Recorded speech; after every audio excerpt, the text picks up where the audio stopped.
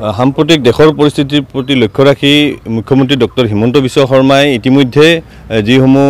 বিহু আছে সেইসমূহ স্থগিত ৰখাৰ এক আহ্বান জনাইছে আৰু সেই আহ্বানৰ প্ৰতি সঁহাৰি জনাই বঙাইগাঁৱৰ বসনগাঁও বহাগী উৎসৱ সমিতিয়েও তেওঁলোকৰ যি দুদিনীয়া কাৰ্যসূচী আছিল 30 আৰু 31 বহাগৰ তেওঁলোকৰ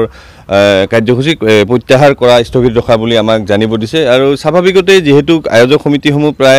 আয়োজনসমূহ প্ৰায় সম্পূৰ্ণ কৰি তুলিছিলে গতিকে এই মুহূৰ্তত মুখ্যমন্ত্ৰী ঘোষণাৰ পিছত যিসমূহ আয়োজক সমিতি আছে তেওঁলোকৰ প্ৰতিক্ৰিয়া কি ধৰণে সেয়া ল'ব চেষ্টা কৰিম আৰু বহাগী উৎসৱ সমিতিৰ বিষয়ববীয়াসকল মোৰ সৈতে আছে কি ক'ব যি পৰিস্থিতি উদ্ভৱ হ'ল ইয়াক লৈ আপোনালোকে প্ৰতিক্ৰিয়া কি ধৰণে দিব প্ৰথমতে আমি অসমবাসী ৰাইজক জ্ঞাতাৰ্থে আমি জনাইছোঁ যে আমি বসনগাঁও বহাগী উৎসৱ উদযাপন সমিতিয়ে চৰকাৰে যি আহ্বান জনাইছে যি আমাৰ সাম্প্ৰতিক দেশৰ যি পৰিস্থিতি হৈছে আৰু ভাৰতীয় নাগৰিক হিচাপে আমাৰ যি দায়িত্ব আৰু কৰ্তব্য তাৰ প্ৰতি আমি চৰকাৰৰ যি আহ্বান সেইটো আমি সন্মান জনাইছোঁ আৰু সেই সন্মান জনাই আমি আমাৰ যি উদযাপন কৰা কথা আছিলে 30 আৰু 31 বহাগত আমাৰ বহাগী উৎসৱ সেইখন আমি আনুষ্ঠানিকভাৱে আপোনালোকৰ জৰিয়তে বাতিল কৰিছোঁ আয়োজন নিশ্চয় কৰা আয়োজনখিনি হৈছিল পূৰ্ণগতিৰ আয়োজন চলি আছিল কিন্তু যিহেতু আমি সকলোৱে গম পাইছোঁ আৰু আমিও ভাৰতীয় নাগৰিক গতিকে আমি সেই কাৰ্যসূচীখিনি আমি অনিৰ্দিষ্ট কাললৈ বা আমি বাতিল ৰাখিছোঁ সাম্প্ৰতিক যেতিয়া পৰিস্থিতি ভাল হয় নিশ্চয় আমি নতুনকৈ আকৌ চিন্তা চৰ্চা কৰিম আৰু এই হিচাপতে যিসকল আমাৰ ভাৰতীয় নাগৰিক ইতিমধ্যে আমাৰ মাজৰ পৰা হেৰাই গৈছে বা যি সেনা জোৱানে ইতিমধ্যে তেওঁলোকে যি আত্মবলিদান দিছে তেওঁলোকৰ আত্মালৈও আমি তেওঁলোকক চিৰশান্তি লাভ কৰক আমি কামনা কৰিছোঁ তেওঁলোকৰ পৰিয়ালবৰ্গলৈও আমি আমাৰ ফালৰ পৰা সমবেদনা জ্ঞাপন কৰিছোঁ যেহেতু শিল্পীসকলক আগধন আপোনালোকে প্ৰদান কৰিছিলে বা তেনেধৰণৰ খা খৰচখিনি হৈছিলে গতিকে এই ক্ষেত্ৰত আপোনালোকৰ অসুবিধা নিশ্চয় হ'ব তথাপি আমি সাম্প্ৰতিক পৰিস্থিতিৰ প্ৰতি লক্ষ্য ৰাখি সেইবিলাক আমি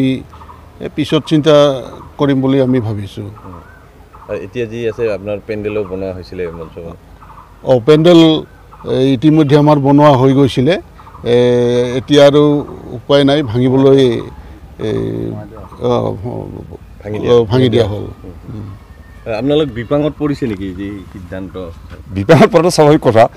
যিহেতু আমি পূৰ্ণগতিত আমাৰ প্ৰস্তুতি চলি আছিল কিন্তু আমি আগতে কোৱাৰ দৰে আমি ভাৰতীয় নাগৰিক হিচাপে এই চৰকাৰৰ আহ্বানক সন্মান জনাই আমি কামখিনি বাতিল কৰিছোঁ কিন্তু এতিয়া আমি নিশ্চয় আমাৰ যিসকল শিল্পীক আমি আগধন আগবঢ়াইছিলোঁ বা পেণ্ডেলৰ হওক মাইকৰ হওক আদি কৰি তেওঁলোকৰ সৈতে আমি যোগাযোগ ৰাখিম তেওঁলোকে নিশ্চয় আমাৰ এইখিনিত অলপ সহযোগ কৰিব কাৰণ যিহেতু অলপ পইচা পাতিৰ কথাও আছে গতিকে তেওঁলোকক আমি আহ্বান জনাম আপোনালোকৰ জৰিয়তে আপোনালোকে আমাৰ লগত সহযোগ কৰক যদি আমাৰ পৰিস্থিতি পৰিৱেশ আৰু উন্নত হয় বা ভাল হয় নিশ্চয় আমি পৰৱৰ্তী আৰু তেওঁলোকৰ সৈতে যোগাযোগ কৰি সেইখিনি আগুৱাই নিয়াৰ চেষ্টা কৰিম আপুনি বিচৰা বাতৰি পাব কেৱল নিউজ 18 এপত